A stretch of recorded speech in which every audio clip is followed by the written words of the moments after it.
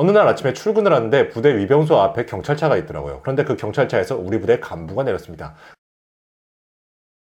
네, 오늘은 새 콘텐츠로 대신 전해드립니다입니다. 제 이야기가 아니고 제가 전해들은 이야기입니다. 물론 저희 부대에서 있었던 일이지만 전 자세한 내막을 몰랐었는데 얼마 전에 제가 연락하는 부사관 선배한테서 직접 들은 얘기입니다. 어느 날 아침에 출근을 하는데 부대 위병소 앞에 경찰차가 있더라고요. 그런데 그 경찰차에서 우리 부대 간부가 내렸습니다. 그 간부가 누군가 보니까 우리 부대, 우리 중대 행정보호관님이었습니다. 무슨 일이지? 아, 뭔데 왜 경찰차를 타고 왔지? 이거 되게 뭐 사건이 뭔가 막 궁금하기도 하고 되게 위기의식을 느꼈습니다. 또 뭔가 사건이 터지면 부대에서는 되게 막 난리가 나니까.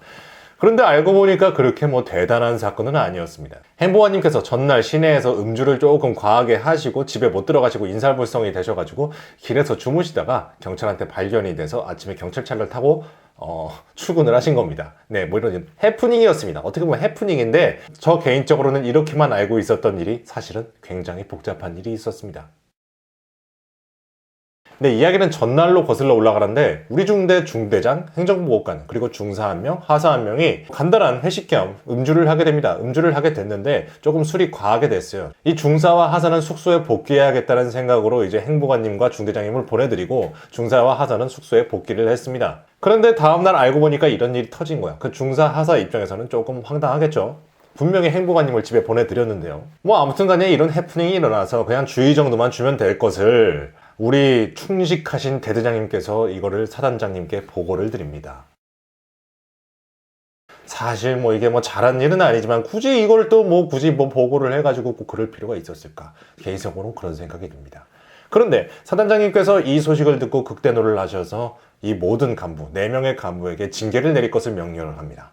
사실 책임이 있다면 길거리에서 노숙을 한 행정보호관이 가장 크겠고 그리고 지휘관인 중대장도 책임이 있겠죠. 징계가 나오고 나서 보니까 중대장과 행정보호관은 경징계, 중사와 하사는 정직을 먹게 됩니다. 이건 무슨 개 같은 상황이야. 중사 하사가 만만하냐?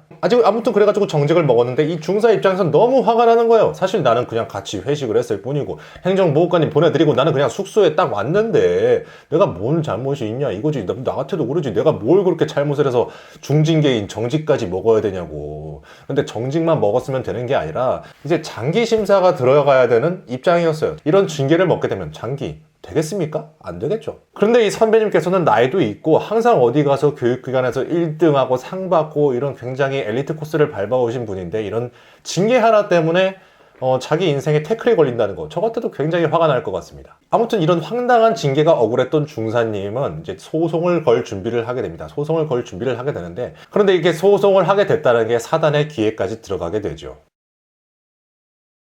사단의 기회까지 들어가서 사단 지휘부에서 이 중사에게 컨택이 옵니다. 그 컨택이 와서 이렇게 말을 하는 거죠.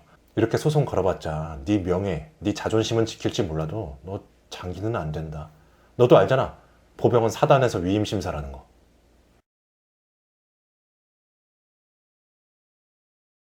이렇게 나오니까 어떡합니까 이 씨발.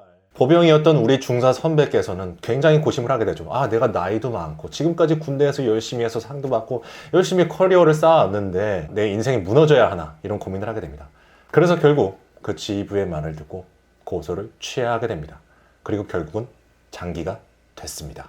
어디 뭐 드라마에서나 나오는 무슨 뭐 뒤에 흑막이 있고 막 그런 것 같아. 무슨 막 시그널에 나오는 막 손현주 씨 막 이런 거 있잖아. 분명히 사단장님의 외압이 분명히 있었겠죠. 자, 여기서 더 재밌는 거는 우리 사단장님이 누구시냐. 굉장히 대단하신 분입니다. 인터넷 검색하면 다 나와요. 물론 제가 실명은 언급 안 하겠지만. 자, 이 사단장님께서는 일단 하나회의 후신이라고 할 수 있는 알짜회 회원님이시고요. 굉장히 높으신 우리 박근혜 최순실 게이트에 얽혀 계십니다. 바로 그때 굉장히 어이가 없었던 사건이 있었죠. 기무사 계엄령 문건.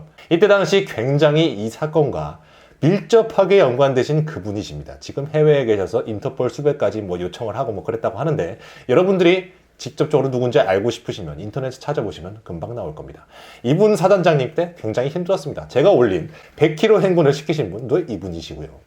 자, 그리고 마지막으로 내가 열받는 거는 우리 대대장님께서 이걸 굳이 사단장한테 보고하고 꼰질렀다는 거야. 이 대대장이 우리 사단장님을 굉장히 존경했습니다. 이 대대장이 제가 바로 다른 영상에서도 디스를 한번 했었던 그 대대장님이세요. 네. 물론 뭐 보고를 했다는 게 잘못된 건 아니지만 굳이 뭐, 에휴, 왜 그래? 아무튼 이런 족같은 일이 있었는데 그분은 현재 검찰에서 수사 중이며 인터폴에 수배 요청을 하고 있는 상태고, 박근혜 최순실은 가 계시죠. 가 계시고, 우리 중사 선배님께서는 장기가 됐습니다. 네, 이런 게 뭐 어떻게 보면 권선징악이라고도 할 수 있지 않을까요?